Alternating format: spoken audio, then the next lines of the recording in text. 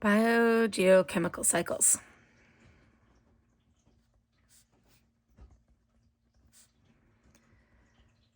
So just a couple words about these cycles. The one that you're most used to, that you've seen before, is the water cycle.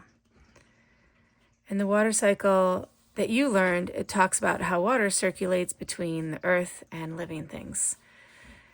The thing about water is it's talking about, when you learn the water cycle, it's talking about how this molecule H2O circulates between living and non-living things. But biogeochemical cycles isn't necessarily referring to a singular molecule. Instead, it's referring to oftentimes an element.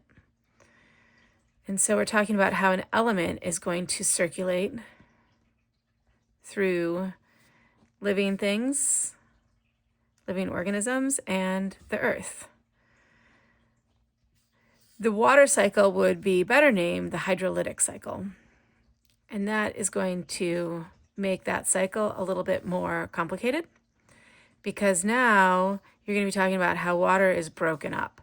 And those processes of dehydration synthesis and hydrolysis that you learned earlier in the year are going to play a role in the hydrolytic cycle.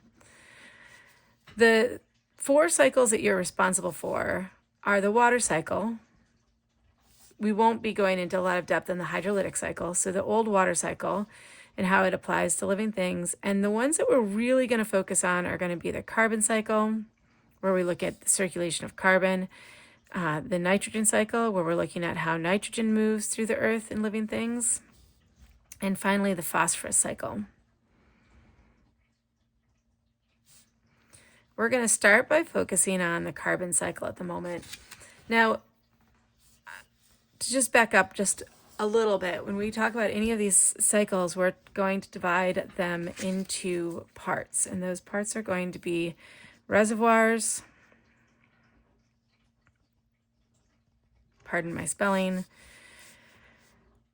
fluxes, and sinks.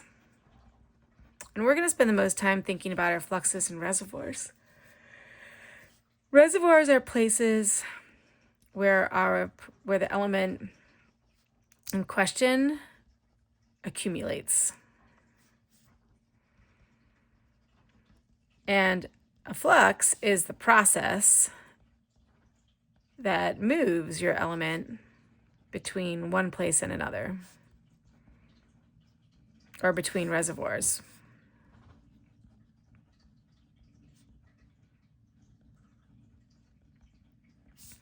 Sinks are think of these as large long-term storage.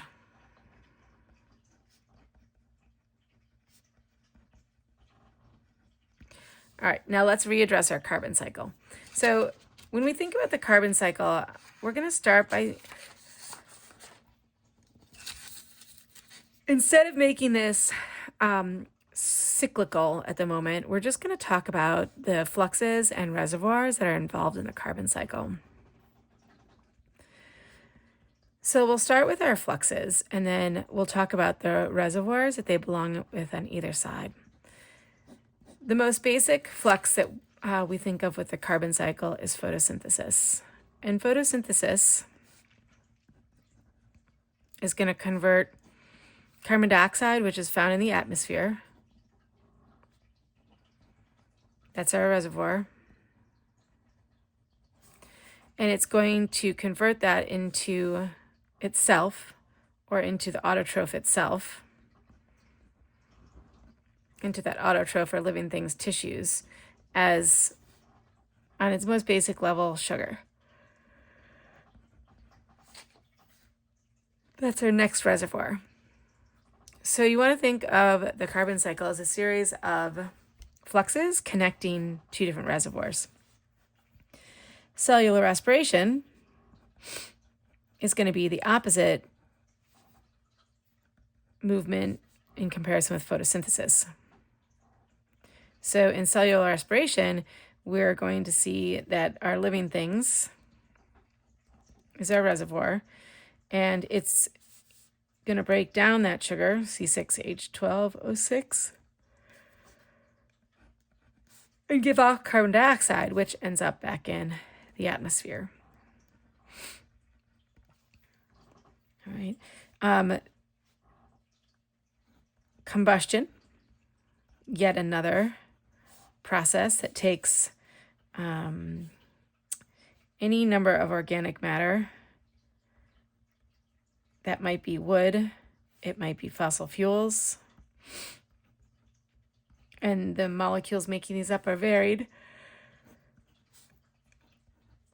But combustion results in the same thing, which is a production of CO2 in the atmosphere.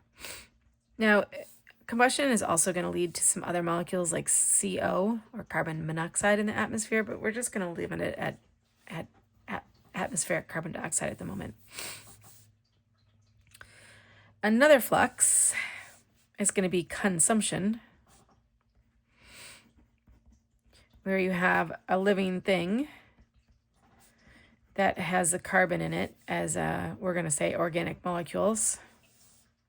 OM equals organic molecule. And in this, we have a living thing that's consumed by another living thing. And so the carbon is transferred from one living thing to another living thing's organic molecules.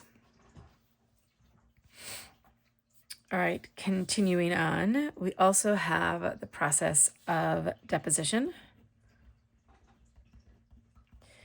And in deposition, you have the production of carbon into rocks.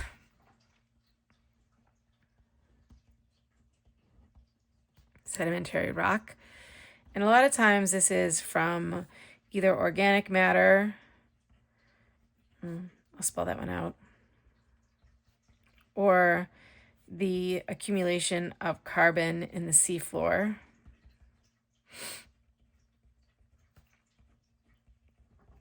And when you get to sedimentary rock, you're really starting to get into a sink, because now once something's in sedimentary rock, it's going to stay there for quite some time.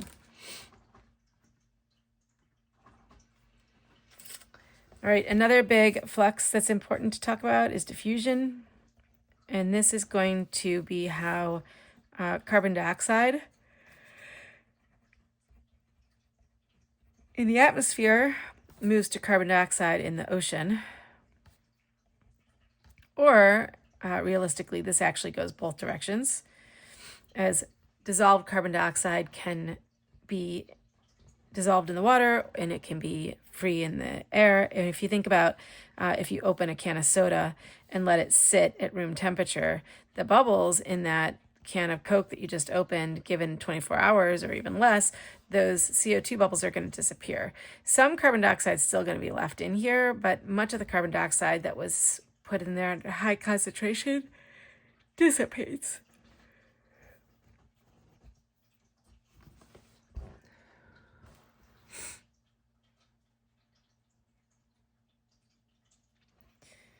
There are a couple other fluxes that are relevant to the carbon cycle, but we're going to stop with these for now, and this is what you're going to use on this slideshow activity that you have available to you.